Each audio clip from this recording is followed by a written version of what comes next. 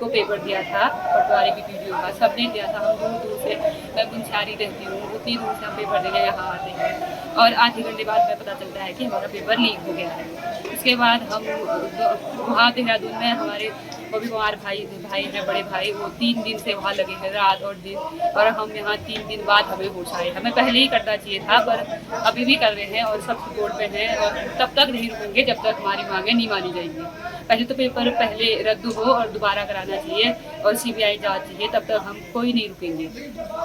Paper कानून बनाया था परीक्षा नकल विरोधी कानून, तो उस पर क्या कहेंगे?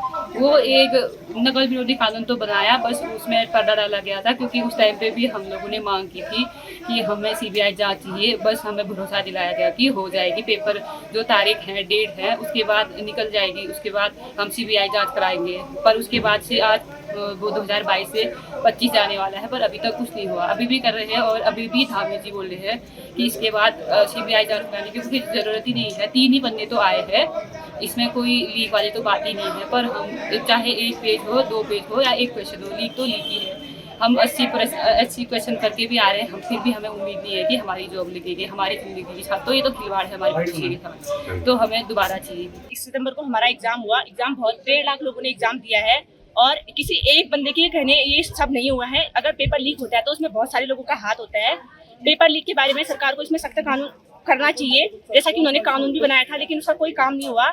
और यहाँ 21 तारीख को जैसे वहाँ एक बंदा अंदर जाता है और 3 पेज बाहर करते हैं, उसमें 1 पेज में कम से कम 3 क्वेश्चन होते हैं, तो 9 पेज में कम से कम 3 पेज में कम से कम 9 क्वेश्चन होते हैं और बच्चा यहाँ 0.25 से बाहर हो सकता है। तो ये कहते हैं कि सिर्फ 3 पेज बाहर आए हैं, यहाँ 3 पेज का मतलब 9 नंबर होता है और बच्चे यहाँ 0.25 से भी बाहर हुए हैं। हम यहाँ कितने दूर दूर से आके यहाँ रूम लेते हैं, रेंट पे लेते हैं, अकेले खाना बनाते हैं, सारा काम खुद करते हैं। उसके बाद कोचिंग होती है, लाइब्रेरीज होती हैं, हम वहाँ जाते हैं। भले अभी मेरा ये पहला एग्जाम था स्नातक स्तरीय, जिसमें मैं 21 ईयर के बाद जो फॉर्म भरे जाते हो, मेरा पहला एग्जाम था ये।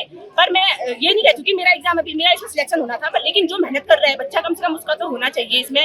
जो इतने सालों से लगे हैं, मेरे को अभी 2 साल हो रहे हैं, 2023 से मैं इस तैयारी कर रही हूँ। कुछ बच्चे यहाँ 2019 से 20 से तैयारी करने में लगे, अभी उनको 5 से 6 साल हो चुके हैं तैयारी करते हुए, लेकिन अभी वो लोगों का कोई वो रिजल्ट नहीं आया है। वो बेचारे हमेशा ऐसे ही रह जाते हैं। मैंने सिर्फ ये पहली बार देखा है, लेकिन मेरे साथ के दादा लोग, भाई लोग, इतने लोग हैं जो ये 3री या 4थी बार देख रहे हैं ऐसे पेपर लीक होते हुए। तो ये कब तक चलेगा? सरकारें आ रही है, जा रही है, लेकिन पेपर लीक हमेशा हो रहा है। तो सरकार को इस बारे में कदम उठाना चाहिए और अगर सीबीआई जांच करानी चाहिए और एग्जाम दोबारा कराना चाहिए।